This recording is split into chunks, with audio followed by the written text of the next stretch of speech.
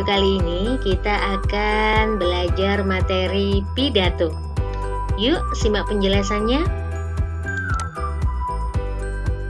Tahukah kalian, Indonesia memiliki tokoh yang ahli berpidato?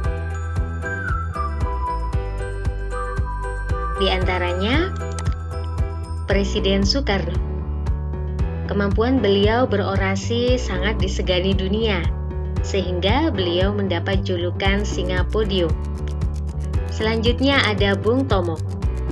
Pada saat Bung Tomo berorasi, mampu membakar semangat arek-arek Surabaya pada peristiwa 10 November. Nah, mereka adalah contoh orator hebat yang dimiliki oleh bangsa Indonesia. Pengertian orator adalah orang yang ahli berpidato. Sementara orasi adalah kegiatan berpidato. Kali ini kita akan belajar mengenai pengertian pidato, tujuan berpidato, metode berpidato, dan struktur pidato. Pengertian pidato adalah kegiatan berbicara di depan umum untuk menyampaikan suatu informasi.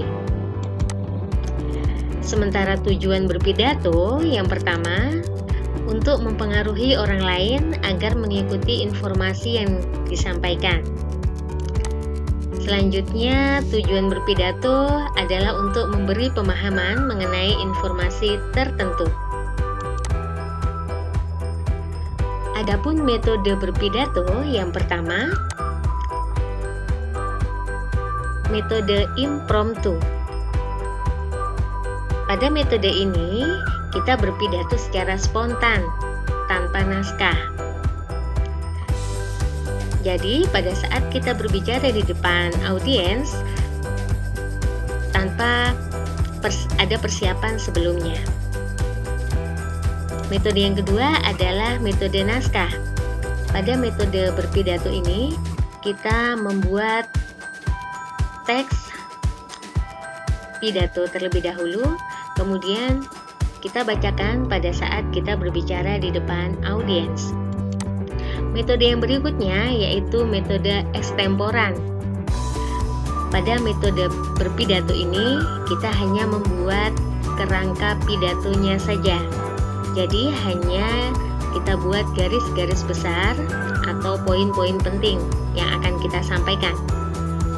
Pada metode yang terakhir adalah memo writer. Pada metode ini kita menghafal teks pidato yang sudah kita buat. Jadi pada saat kita berbicara di depan audiens, kita menghafal teks yang sudah kita buat. Adapun struktur naskah pidato, yang pertama, bagian pembuka, bagian isi, dan bagian penutup. Pada bagian pembuka berisi salam pembuka, contohnya Assalamualaikum, selamat pagi, salam sejahtera. Berisi sapaan penghormatan, contohnya yang terhormat Kepala SD Nasional KPS, yang terhormat Bapak Ibu Wali Kelas, dan berisi ucapan syukur, contohnya puji syukur yang dipanjatkan kepada Tuhan Yang Maha Esa. Selanjutnya pada bagian isi berisi penjelasan topik pidato secara lengkap. Dan pada bagian penutup berisi simpulan dari topik yang sudah dijelaskan pada saat berpidato, kemudian permohonan maaf apabila ada kesalahan ucap maupun sikap pada saat berpidato, berisi harapan, dan ditandai dengan kata penutup demikian, cukup sekian, atau akhir kata. Selanjutnya, perhatikan contoh teks pidato berikut ini. Pada kutipan teks pidato ini berisi salam pembuka. kemudian berisi salam penghormatan dan ucapan puji syukur kepada Tuhan. Dari ciri-ciri ini, contoh kutipan teks pidato ini termasuk bagian, ya benar, termasuk bagian pembuka pidato. Berikutnya perhatikan kutipan teks pidato berikut ini.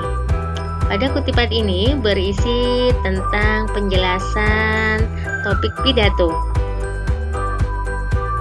Dari ciri-ciri ini, kutipan ini termasuk bagian, ya benar, bagian isi pidato. Selanjutnya perhatikan contoh teks pidato berikut ini. Pada kutipan ini berisi permohonan maaf, terdapat kata penutup, demikian, kemudian salam penutup. Dari ciri-ciri ini, kutipan teks pidato ini termasuk bagian, ya benar, penutup pidato. Demikian penjelasan mengenai materi pidato. Selanjutnya, selamat belajar.